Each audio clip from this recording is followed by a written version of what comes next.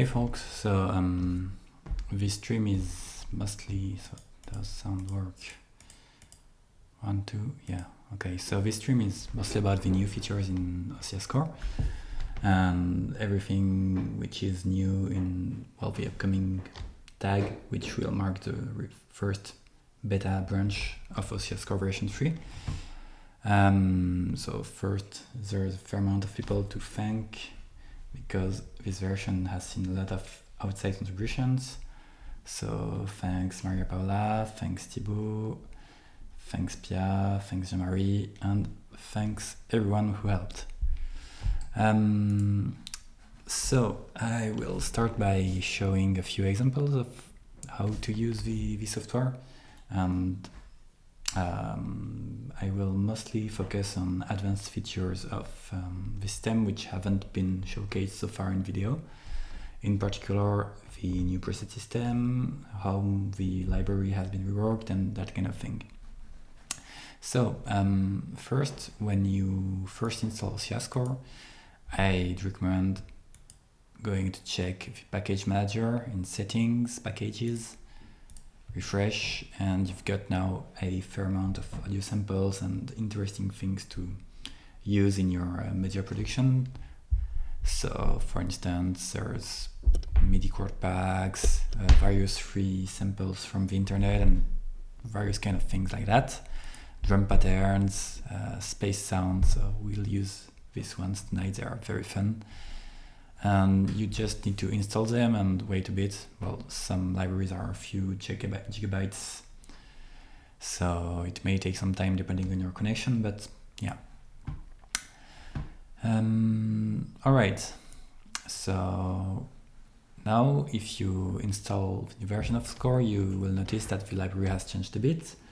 All the packages are at the root folder and your custom stuff is in the user library.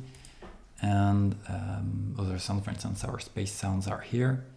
So here, for instance, I can drag and drop sound, and does that work in OBS? It seems like it works. Cool. Okay, so this is very basic usage of ossia. So first, a recent-ish feature is that thanks to our student Maria Paula, we can use the audio oracle and variable Markov oracle algorithm on sound files. So first you have to create a project. So project in ossia Score is very simple. It's the folder where you save your file. So here, for instance, I can just make my project, and hopefully I won't have too many bugs tonight, because I spent the last week pretty much only implementing the last feature before hitting the beta branch, which will mark the end of feature development and the start of pure bug fix. But expect some crashes tonight, because there have been a lot of not very well tested changes.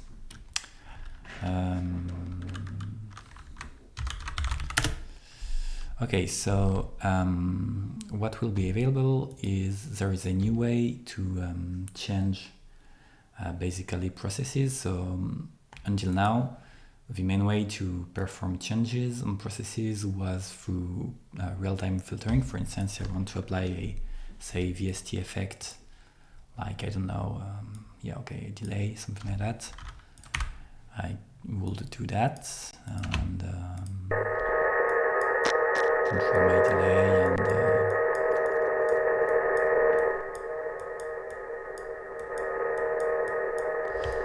and that will change my sound. So if we are using sound files, what we can do now is right click here, and you'll see that there is an offline processing feature which will change things in place. So it's still a bit experimental, but this, okay. So far this crashes. I didn't expect that to come so far. So this is still experimental code from our students for once. Let's see. No,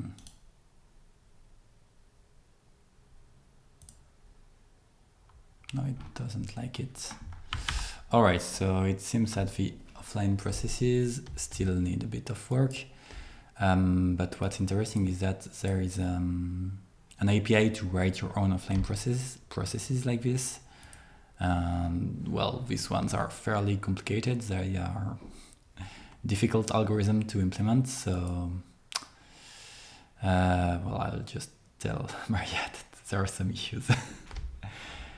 So that's the first thing. The second big thing is a fairly exhaustive support for presets. So far it wasn't really easy if you had something that you liked, some set of parameters, to just save it. Let's say this.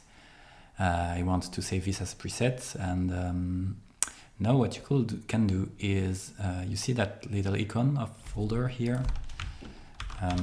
Well, you can click on it and drag it, and here it will go in your library. So you can give it a little name like that, and then you can drop it and make a new document and drop it too, and you can come and see where it is. It is in this presets folder in the user library, and it's just a very simple JSON file with the data. So not all processes are currently supported, but we're trying to make it work with most of them. So for instance, let's say I have a I don't know, so does that synthesizer work? Okay, so this is a faux synthesizer, and okay, let's say I really like this note, and I can do this, and for first it will be saved here, and well, I can just paste it again, and so this is like anyone would expect from a preset system. So this also works for VST, etc. What's more interesting is that it also works for like script-ish processes. So for instance, I have some byte code, so if I run that, so maybe I just want this part,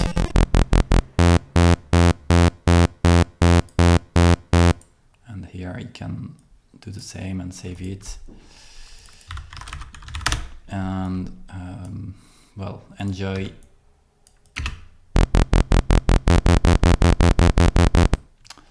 my byte bits. Likewise for JavaScript, etc. And the way it works, the way it should work is that if you have a JS file in your library, this JS file has a set of parameters, and the presets will be for that JS file. So for instance, I have two distinct JS scripts, and the presets of one don't affect the presets of the other, and this means that, well, it's easy to ship one canonical JS file with then a set of presets, but the presets also have a copy of the script in them, so you can just exchange them, and the idea is to fill our library with very nice and fun presets. So yeah, so here for instance it will just create another instance of my sign thing, and yeah. So what else? Yes, so let's say now I will make another preset, and now here I can switch between my presets. If I just click here, so I have access to all the presets, and that allows to, well, easily switch all the presets. And here, for instance, there is no preset for that one, so the menu won't show anything. And however, the root JavaScript thing, the root JavaScript node in the library will show all the presets for everything. So it's also a way to access everything easily if you have some favorite presets or stuff like that. So yeah, so that's it for the preset system. There have been a bunch of so what is there? Oh yes, there are a bunch of ways to save things in Score. And for instance, let's say that you have a scenario with, I don't know, various stuff, let's say whatever an LFO that will trigger a sound or something like that. Let's see, let's keep our Sawtooth synthesizer. We will trigger that with a metronome. Okay, gate, does that work?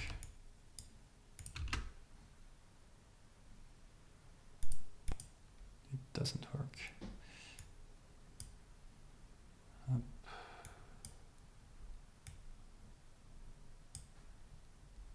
Hello. Oh, that's because it stopped playing.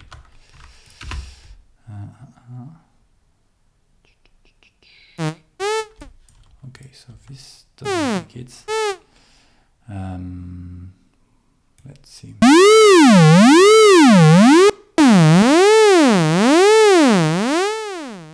Sorry for the very loud noise. Okay, let's say this intonation.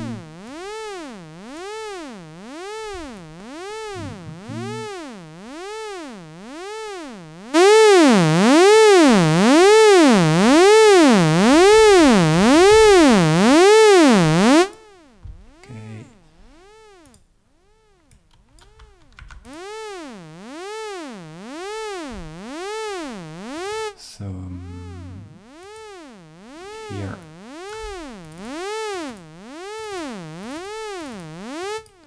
we see our gain changing with the automation.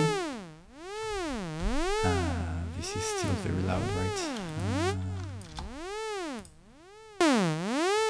Okay, that should be better. So let's say I have this little score and well, of course I can copy paste it if I want with well, the usual copy paste shortcut. But now what if I want to copy paste not only one thing but multiple parts of a scenario? Well, I can just copy paste that, but I can also, the interesting thing is that I can also save it in my library. And I just have to press Alt and do this, and it will create a .scenario file, and then I can just paste it again, and it gives me, well, everything I put in there, it will be there again. But for instance, if I had just put that, then I will have only the part that I had drag and dropped. So this allows to save subparts of a scenario very easily and reuse them across projects and things like that. And yeah, the shortcut is pretty simple. It's just Alt and drag the selection, and it will create what you expect. So this is another thing that I wanted to show. What else? So third thing we added recently. Oh yeah. So one thing that was, well, I'll just show it. Let's say I have some, I don't know, some sound and some other sound. Okay, and this is fine.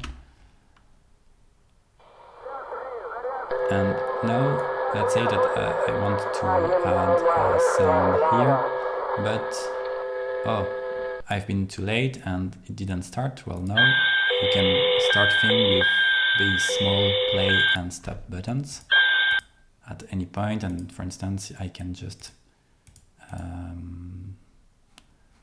I can't because it only played. Interesting.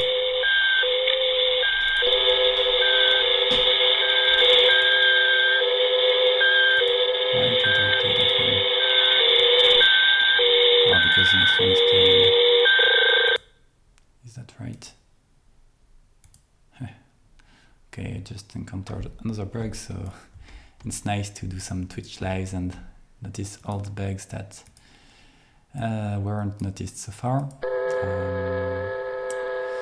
And this is useful. Why? Because it makes it much easier to do things that are out of time. So for instance, I can do this and just start sounds and start adding effects like, I don't know,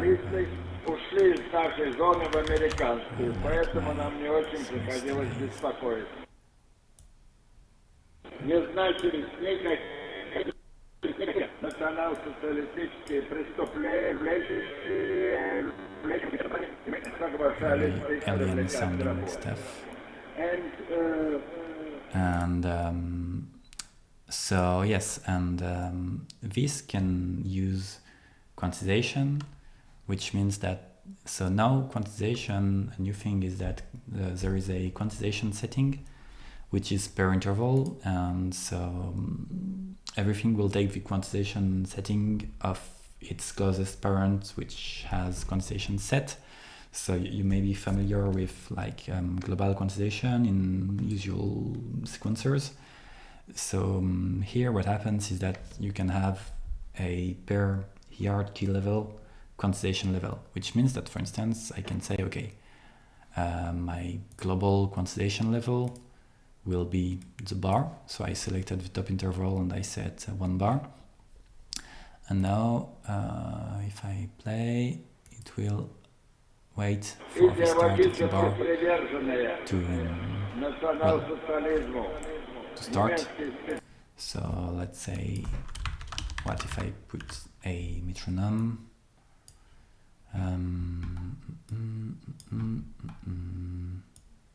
So I'll just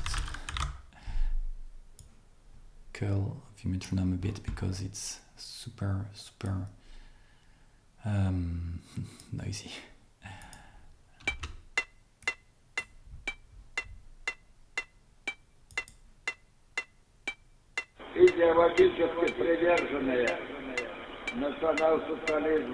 So of course it will be more interesting with some kind of rhythmic stuff.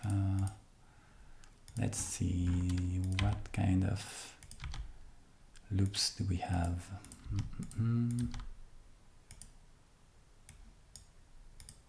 So what's the tempo of this? 100, okay.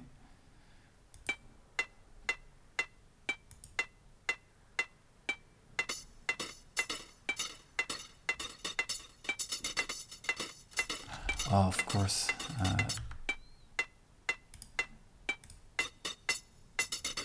It wasn't quite in rhythm because the delay effect I had added did move everything.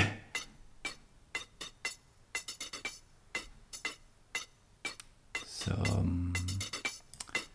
as you can see, it's pretty easy to trigger things in rhythm. So I will just kill that very stressing metronome, and yeah, and then it's easy to start, and so it's at 150. I don't know why it didn't get detected, but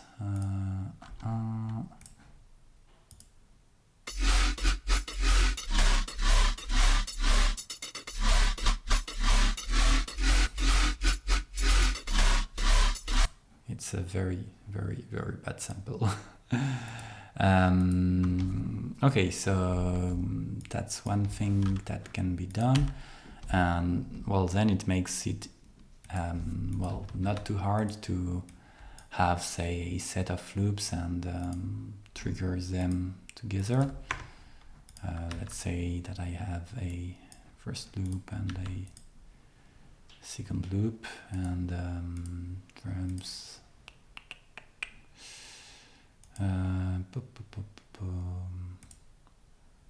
Okay, I'll have this and that.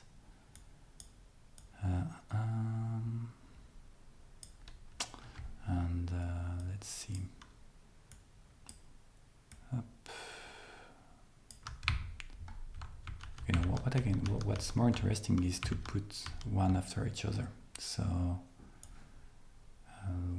first bar, and then so let's go inside. Double click to go inside, and then use your B. Okay.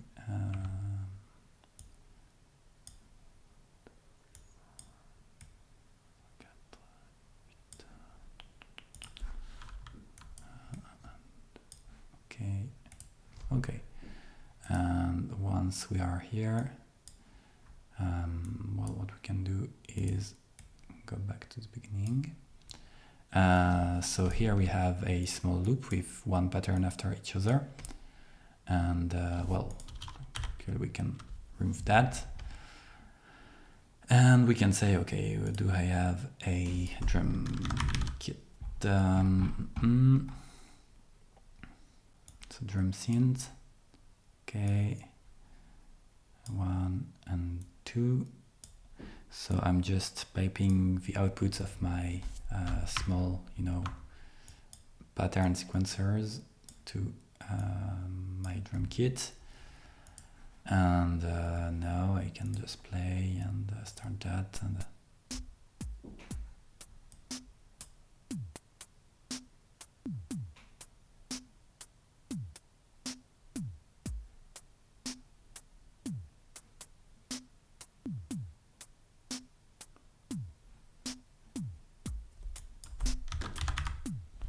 so I am a sucker for distortion on drums.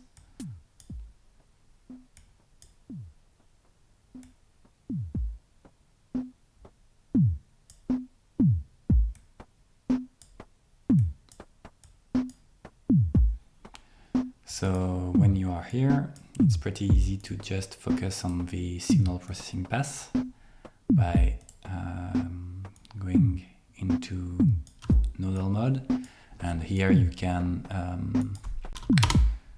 well, start easily adding effects and things like that. So I don't know,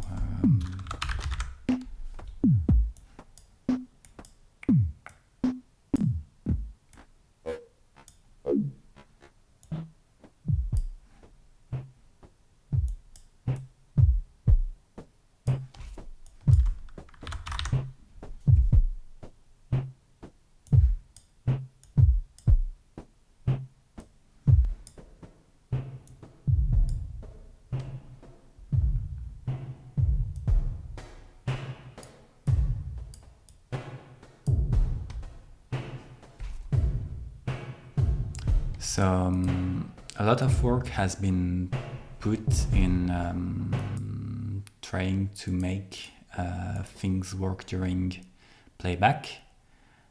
There is only one feature remaining which doesn't really work at that point. It's editing the devices during playback, so you must prepare your devices before pressing the play button, because otherwise it will be grayed out, as you can see, to prevent mistakes. But once you have your devices, everything should be fair game. So for instance, let's say that now I want to create some visuals to go with this. So the library comes with shaders in the interactive shader format.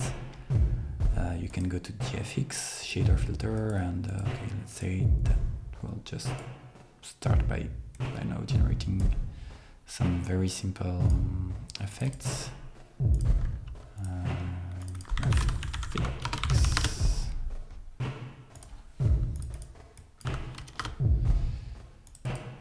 Okay. So here, for instance, I just have to say that the output is my window. I will tell it to keep running forever. I don't set a condition on the trigger at the end, so it will just keep running, and let's go. Now I can start editing stuff, so I don't know what else I could use. Okay, maybe that. Let's say I want to blend these two things together. So I can look for blend and I don't know.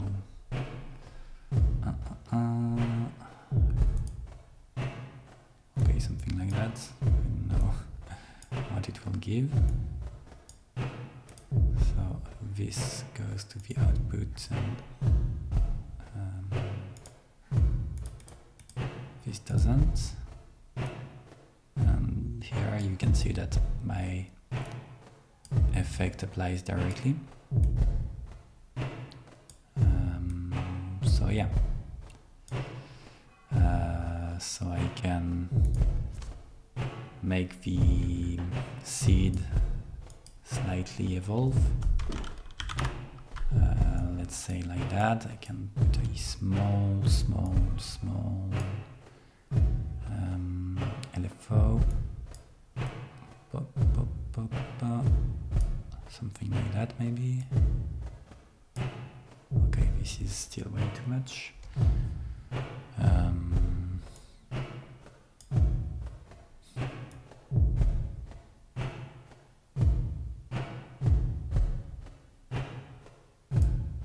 Okay, that's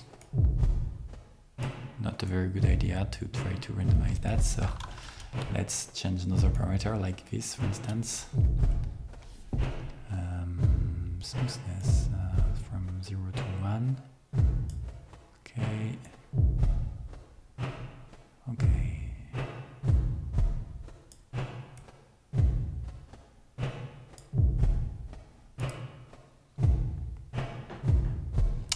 Okay, so that's one thing, and now let's say that I want to also use my sound input for adjusting the effect.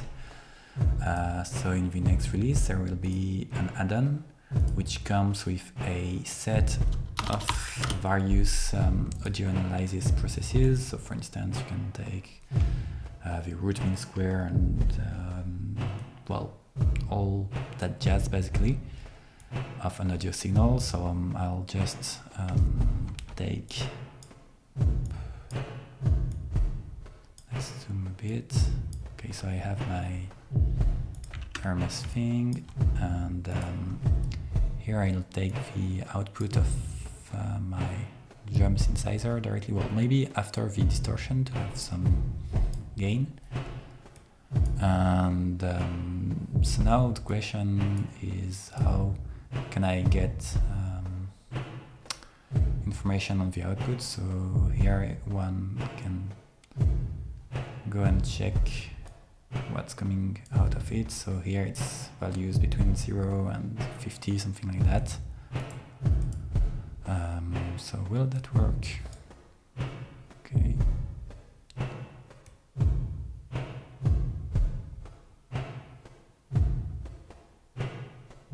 So it's actually very, there's a lot of volume actually.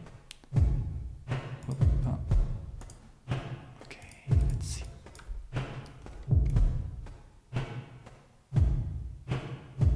I can add a gate, and all the controls have gain setting. So yeah. Oh, that's horrible.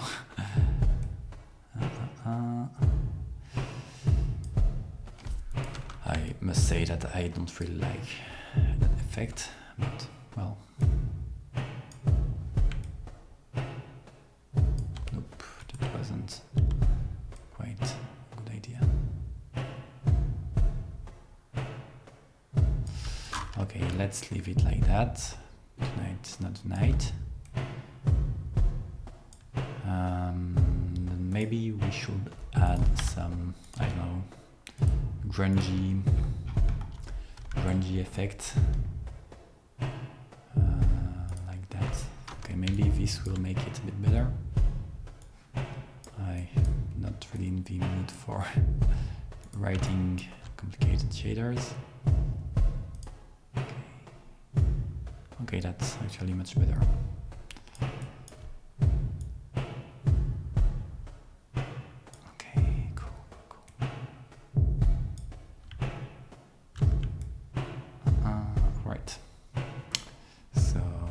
that, and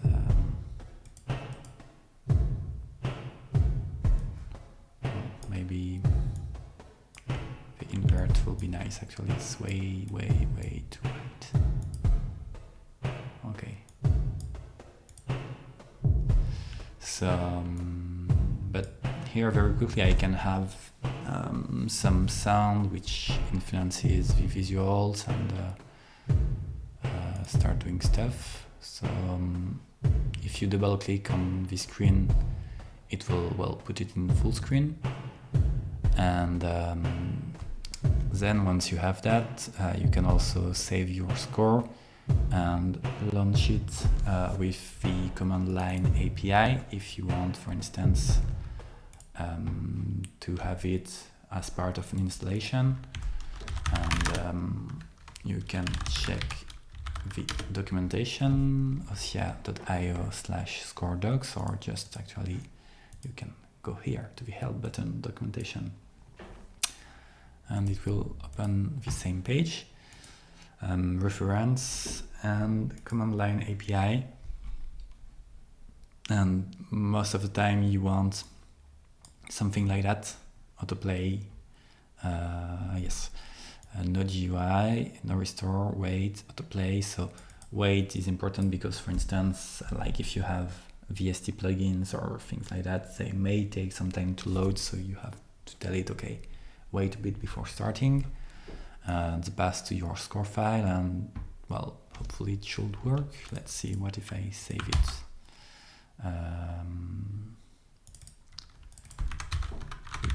Two. Up.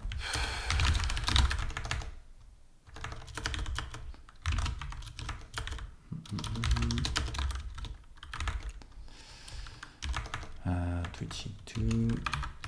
Play, no GUI. Oh, and of course, okay. Of course, it's not a very good score for that, because in this case we didn't link anything to the startup, so of course nothing starts. But let's see, maybe I could show how to trigger things with a MIDI keyboard. Let's say that I want to start first. Okay, like that. So if I do that,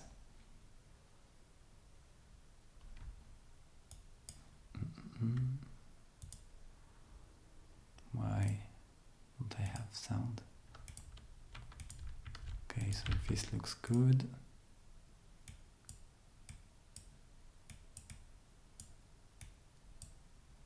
And yet there is no sound. Okay. Interesting.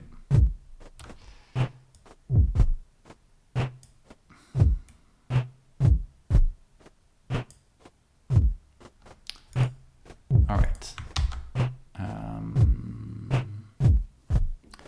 So when I have this, so if I hit the score and launch it like that.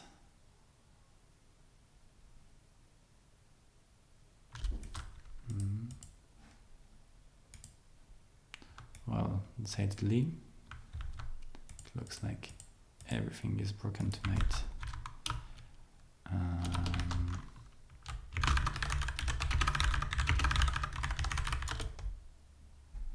Hello.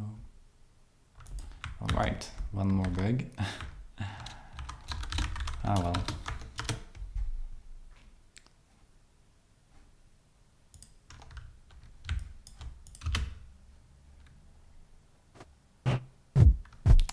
So I had talked about triggering that by MIDI.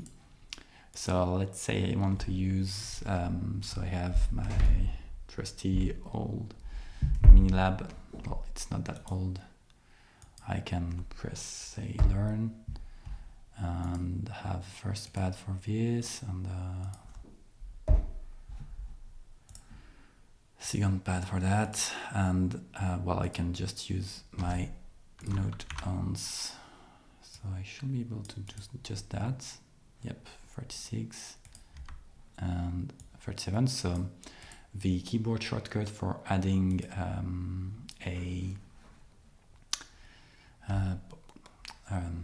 trigger is T. So you can press one dot and just press T, and now you'll notice that it's waiting, and now I can just start my thing, and you will also notice that it has been quantized.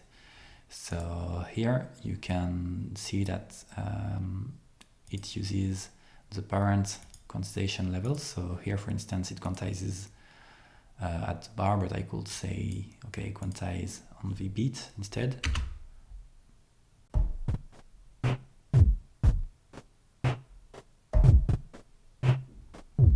And now all the triggers will be quantized on the beats, but you can also say, okay, I want this to always be quantized on a bar, and say, okay,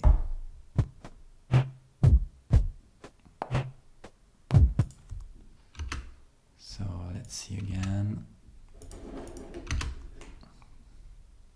So one bar, and now it's waiting for the other bar. So if you look,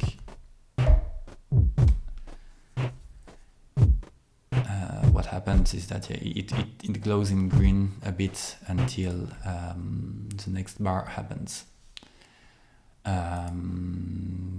So, and then of course, if you say that, for instance, this interval has a quantization of, I don't know, 2 bars, then if I put a trigger at this point, it will wait for 2 bars of quantization before going afterwards. So let's see. So this is 1 bar. And that didn't work. Oh my god.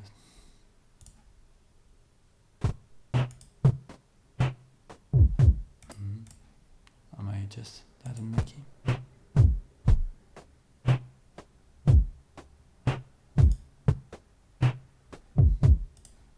Looks like, oh no, it didn't change it. Oh, why? 2 bars. Okay,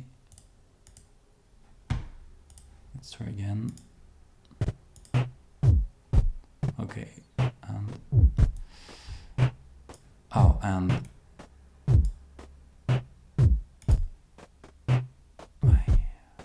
okay, well, that is definitely buggy.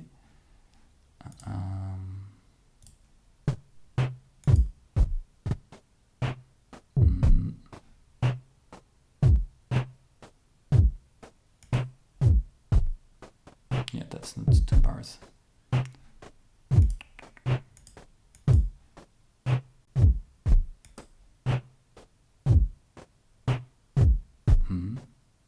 Okay, the 4 bar seems more correct, so maybe it's my 2 bar setting which is fucked.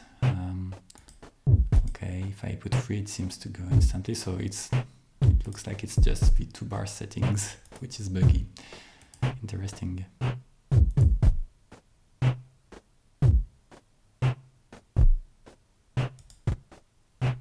Okay, weird, pretty weird.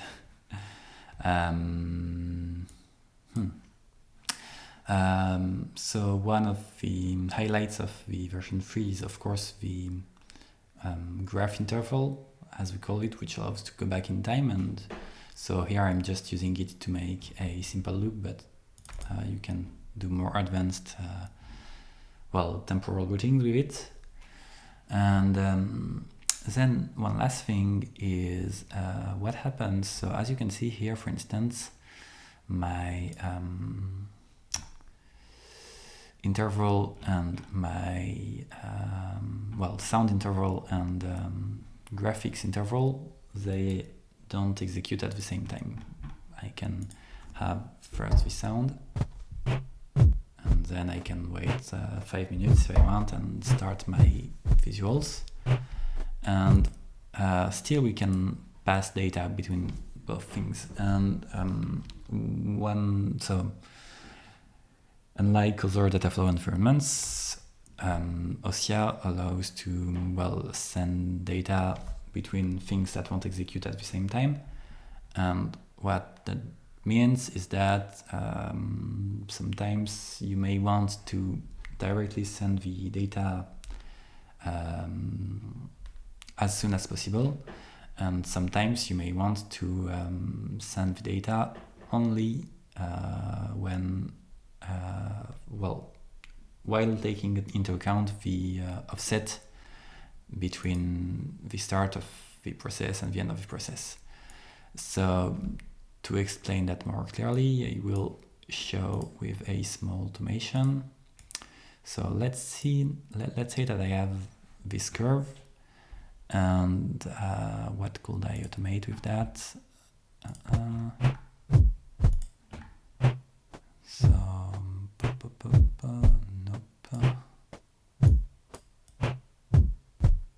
Okay, this looks like a good candidate for being automated.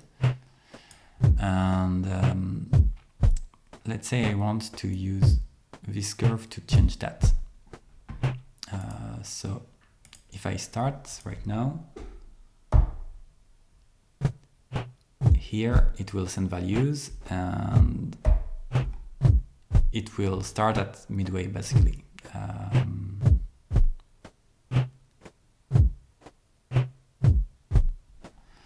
And now if I select this cable here, I have a few options. So what I could do instead is replace this by delayed. And if I do that, then the cable will act as a buffer, which means that it will keep in memory all the data that are sent here and will pipe them back here when this starts executing. So now here, for instance, it will start mating, and here it starts at 1 and ends at 0. So this curve sucks. I make it start in the other like that. Okay. Blah blah blah.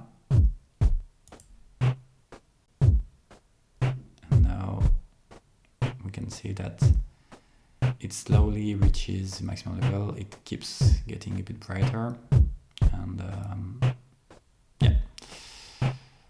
So, for instance, if I did that, maybe this will be clearer. If I do that, I will see the fade. While if I don't use this gluten, this delayed mode, then if I play back here and I wait too much, then I will never see any change here. It will already use that value, and so of course this means that some memory is allocated, and there is no magic if you wait 3 hours and pipe audio like that, because this also works for audio. For instance, I can tell it to be delayed. Up.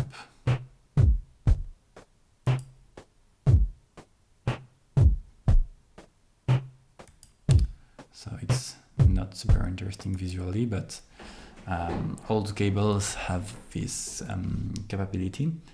Then of course it will use memory, so don't wait 3 hours like that if you don't want to have issues. And so what else? So there are a couple new processes. A very cool but simple one is a very, very simple mapper, which is just here to have formulas, like for instance to go from a MIDI CC to whatever your input is. So here you can right click and say, okay, I have my CC and I want to map it. So this is a VST, which means that values are between 0 and 1. And up.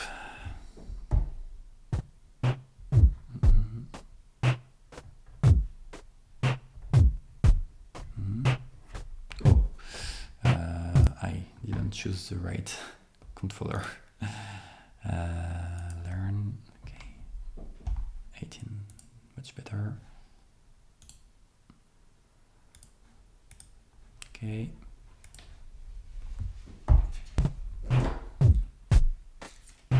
So here I have my CC range, which is correctly mapped to the VST input. And then the idea is to have a small, for instance, set of presets that can be put into the user library in order to do things. So in a perfect world, this process wouldn't be necessary because things will be mapped automatically.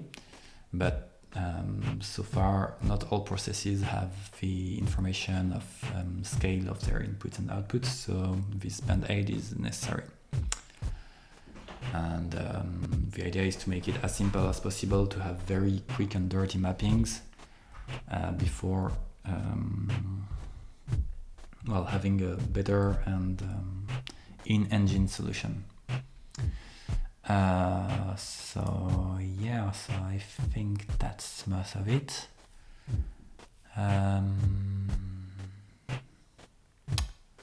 Conversation, let's see.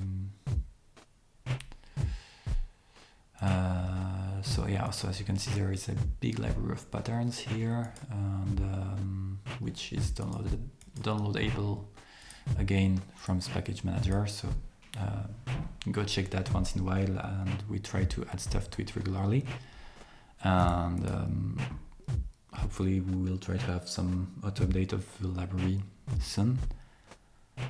And I think that's it for tonight. So thanks everyone, and see you for the beta release with all these little bugs of tonight, hopefully quickly fixed.